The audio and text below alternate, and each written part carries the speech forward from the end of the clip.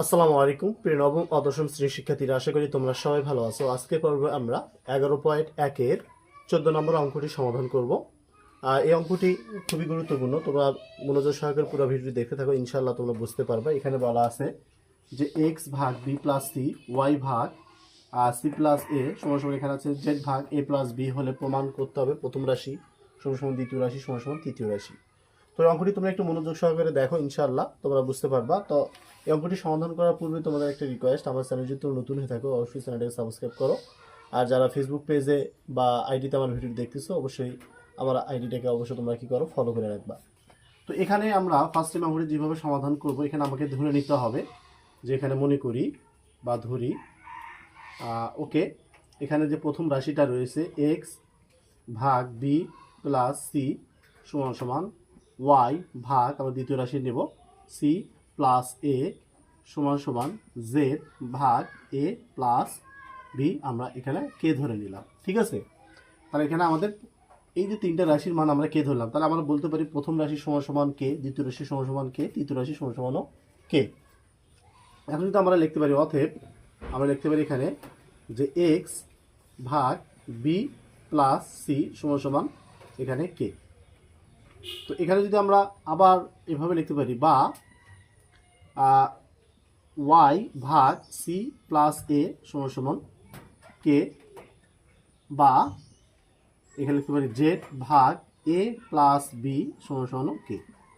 ওকে, তাহলে অতএব তো আমরা এভাবে লিখতে পারি এক্স ইকুয়াল টু, যদি গুণন করে দিই তাহলে কে ইন্টু বি প্লাস সি, এটা আমরা লিখতে পারি। আর এরপর আবার লিখতে পারি এখানে যে ওয়াই ইকুয়াল টু, তাহলে এখানে আমরা যদি কে এর সাথে গুণন করে দিই তাহলে কে ইন্টু এখানে হবে সি প্লাস এ, আপনার এখানে জেড ইকুয়াল টু আমরা লিখতে পারি কে ইন্টু এ প্লাস বি। তো আমরা যদি এখানে জেড থাকে এর সাথে আমরা কে এর সাথে গুণন করে দিই তাহলে কে ইন্টু এ প্লাস বি। ঠিক আছে, তাহলে আমাদের এখানে এক্স ওয়াই জেড এখানে তিনটা মান আমাদেরকে বের হয়ে গেল। তো এখন আমরা যে কাজটা করব, প্রথমে আমাদের এই যে প্রথম যে রাশিটা রয়েছে আমরা সেই প্রথম রাশিটা নেব। তাহলে এখানে লিখবো আমরা প্রথম রাশি প্রথম রাশি এখানে আছে এ ভাগ এখানে Y plus Z minus X. এখন যদি আমরা মানগুলো বসাই, এ থাকবে। ওকে, তো এক্স এর মান কি আছে এখানে দেখো কে ইন্টু বি প্লাস সি। তো আমরা এক্স এর মান, এখানে ওয়াই এর মান, জেড এর মান, সবগুলো মানগুলো এখানে বসাবো। প্রথমে এখানে ওয়াই এর মান রয়েছে, তাহলে এখানে ওয়াই এর মান আছে এখানে কে ইন্টু সি প্লাস এ। ওকে, এরপর আমরা এখানে প্লাস দেবো, এরপর জেড এর মানটা বসাবো। তো জেড এর মান এখানে কি আছে কে ইন্টু এ প্লাস বি, এরপর এখানে মাইনাস দেবো। আবার এক্স এর মান কি আছে, তাহলে কে ইন্টু এই প্রথম রাশিটা বসাবো, অর্থাৎ বি প্লাস সি। তো তোমরা যদি একটা রাশি বুঝতে পারো, বাকি দুটো রাশি কিন্তু তোমরা অনায়াসে কিন্তু বের করতে পারবা। তো এখানে তোমরা একটু মনোযোগ দাও। তাহলে উপরে আমি কে দিলাম, এ দিলাম ভাগ, তো প্রতিটা রাশিতে আমাদের কে আছে, আমরা একটা কে কমন যদি নেই তাহলে এখানে কি থাকে সি প্লাস এ, আবার এখানে প্লাস এ প্লাস বি, এরপর মাইনাস থাকলে পরবর্তী চিহ্নটা পরিবর্তন হয়ে যায়, তাহলে বি মাইনাস সি। আমরা কে কমন নিলাম, আমরা প্রতি রাশিগুলো কী করলাম, যোগ করে দিয়ে দিলাম। এই মাইনাসের কারণে শুধু পরবর্তী চিহ্নটা শুধু পরিবর্তন হয়ে গেল।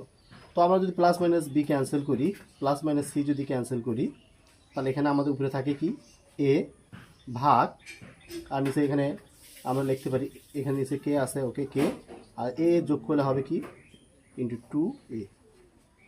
তাহলে আমরা একটা কাজ করি, এই টু এ আর এ ক্যান্সেল করি, তাহলে উপরে কি থাকবে ওয়ান, আর নিচে কি থাকবে টু কে। তো এটা হচ্ছে আমাদের প্রথম রাশির কাজ শেষ। এভাবে দ্বিতীয় রাশি ওয়ান ভাগ টু কে বের হবে, তৃতীয় রাশির মানও কিন্তু ওয়ান ভাগ টু কে বের হবে। এরপর যদি আমরা এখন দ্বিতীয় রাশি নেই, দ্বিতীয় রাশি সেম একইভাবে, তো এখানে আছে বি ভাগ Z plus X minus Y, এই যে দ্বিতীয় রাশি। তো আমাদের এই মানটা কিন্তু বের হবে, এই যে তোমরা যে মানটা দেখতে পাচ্ছ এই মানটা কিন্তু আমাদের দ্বিতীয় রাশিতে বের হবে। তো উপরে আমরা বি নিয়ে নিলাম। ওকে, জেডের মানটা বসাবো, এখানে জেডের মান দেওয়া আছে কে ইন্টু এ প্লাস বি। তো আমরা এখানে বসালাম কে ইন্টু এ প্লাস বি, এরপর প্লাস এক্সের মানটা বেরো বসাবো, এক্সের মান এখানে আছে কে ইন্টু বি প্লাস সি। তো কে ইন্টু বি প্লাস সি, আবার এখানে মাইনাস দেব। এবার ওয়াই মানটা বসাবো, ওয়াইয়ের মান এখানে কি আছে কে ইন্টু সি প্লাস এ। তো আমরা লিখতে পারি কে ইন্টু সি প্লাস এ। এখন আমরা যে কাজটার উপরে বি থাকবে, এরপর আমরা এখানে ভাগ চিহ্ন দেব। তো এখানে আমরা একটা কে কমন নেব, আগে অঙ্কের মতোই আমরা একটা কে কমন নিলে যে রাশিগুলো আছে এখানে A plus B, B plus C, এবার সি প্লাস এ আমরা এখানে যোগ করে দেবো। আর এখানে লিখতে পারি এ প্লাস বি, এরপর এখানে এ প্লাস কি আছে, এখানে বি প্লাস সি, এখানে মাইনাস মাইনাস যেটা পরবর্তী চিহ্নটা পরিবর্তন হয়ে যায়, তাহলে সি মাইনাস এ। এখন আমরা যদি কাটাকাটি করি, plus minus C cancel, plus minus A cancel, তাহলে উপরে কী থাকে বি, আর নিচে কী থাকে কে ইন্টু এখানে বি বি যোগ করলে হবে টু বি। তো আমরা এই বি বি ক্যান্সেল করি, তাহলে কী থাকবে, এখানে উপরে থাকবে ওয়ান আর নিচে থাকবে টু কে। তো আশা করি দেখো 1/2 এখানেও কিন্তু আমার দ্বিতীয় রাশি কিন্তু 1/2 বের হয়ে গেল। এরপর আমরা যদি তৃতীয় রাশি সেম একইভাবে করি, তৃতীয় রাশি, তো এখানে লিখতে পারি আমরা তৃতীয় রাশি। ওকে, তো আশা করি তুমি অঙ্কটা বুঝতে পারছো, ইনশাল্লাহ তোমরা তৃতীয় রাশিটা বের করতে পারবা।